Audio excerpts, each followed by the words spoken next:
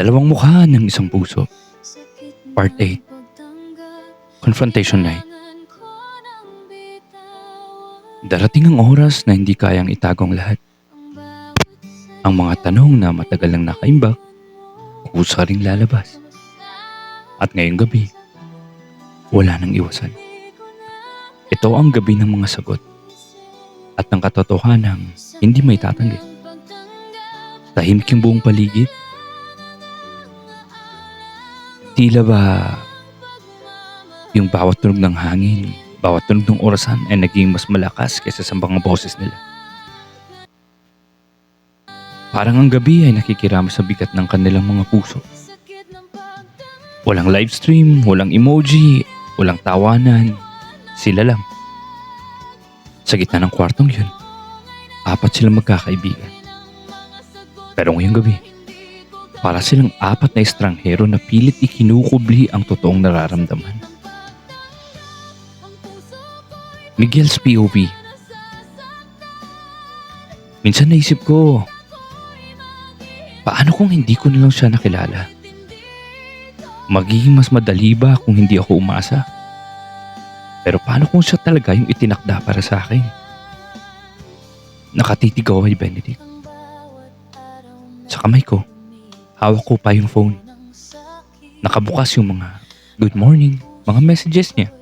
Mga simpleng tanong ng kumain ka na ba o kaya ingat ka lagi. Mga bagay na sa iba pang karaniwan. Pero sa akin, napakahalaga. Pero ngayon, kaharap ko siya. Parang biglang nawala yung magic ng mga salitang yun. Bigla na lang silang naging ordinaryo. Benedict, halos pabulong kong sabi. Sa dami ng pinakita mong sweetness sa akin, bakit parang hindi pala ako lang? Sumasagi sa isip ko lahat ng alaala. Kung paanong bawat sa umaga siya agad yung bumubungad. Kung paanong kahit gaano kabis yung araw ko, palagi siyang nandyan para ipaalala na may nag-aalala. At ngayon, ang sakit isipin na baka hindi pala ako yung special. Baka isa lang ako sa marami. Hindi siya makatingin sa akin. Yung mga matang dati laging puno ng init at lambing. Ngayon parang puno ng pag-iwas. Sa gilid ko, naramdaman ko ang presensya ni Clyde. At doon ako lalong nasaktan. Kasi kahit hindi magsalita si Clyde, ramdam ko na siya yung dahilan kung bakit nag-iba ang lahat. Clyde's POV. Kung alam lang nila kung gaano kabigat yung tinatago ko, baka hindi nila ako matitigan sa parehong paraan. Ramdam ko ang init ng dugo ko. Ayoko magsalita, pero ayoko manahimik. Pinili kong lumayo kasi alam kong pag nalaman nila yung totoo, baka hindi nila kayanin.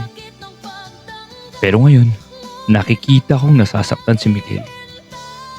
Hindi ko rin kayang hindi sumabat. Pwede bang tama na, Miguel? Malakas kong binitawan. Hindi lahat ng bagay kailangan ipilit mong ikaw ang piliin. Lumingon siya sa akin. Kita ko yung galit at sakit sa mata niya. Ganun ba, Clyde? Gusto mong sabihin na hindi ako mahalaga? Napakagat ako ng labi. Gusto kong isigaw na hindi ganun. Na kaya ako lumayo dahil gusto ko siyang protektahan. Pero paano ko sasabihin kung pati ako mismo hindi sigurado kung saan ako lulugar? Hindi niya alam na ilang beses kong ginusto na magsalita. Pero sa bawat pagkakataon, tinatalo ako ng takot. Takot na kapag nalaman nila yung madalim kong sikreto. Hindi lang siya. Hindi lang si Sean. Pati si Benedict. Lahat sila ay lumayo. Pero sa ngayon, wala akong magagawa kundi magpanggap na matatag. Benedict's POV. Minsan iniisip ko, baka ako talaga yung may kasalanan ng lahat. Ako yung hindi marunong pumili, ako yung nagbigay ng maling pag-asa. Hawak kong sarili kong kamay, pinipigilan ko yung panginginig. Alam kong parehong totoo yung nararamdaman ko kina Miguel at Clyde. Pero ibang paraan. Kay Miguel, siya yung nagbigay sa akin ng pakiramdam na safe ako. Yung tipong lagi kong mararamdaman na may magpapaalala na mahalaga ako.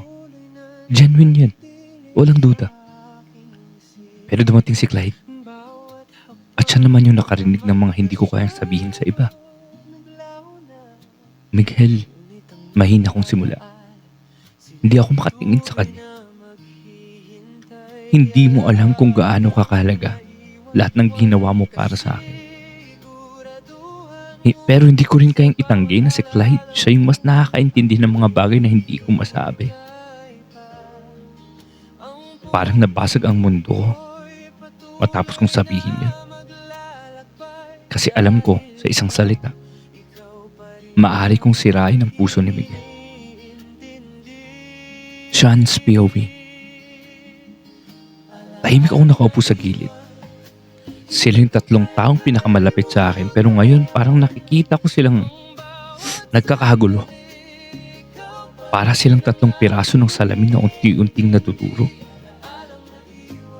Kung mananahimik pa ba ako, baka tuluyang mawala sila sa isa't isa. Pero kung magsasalita naman ako, baka ako yung pagbuntulan ng sisi. Huminga ako ng malalim. Alam nyo, bigla ako nasambit. Dahilan para silang lahat ay mapatingin sa akin. Ang tagal nyo nang nagtatago sa mga salita nyo. Pero ngayon wala nang atrasan.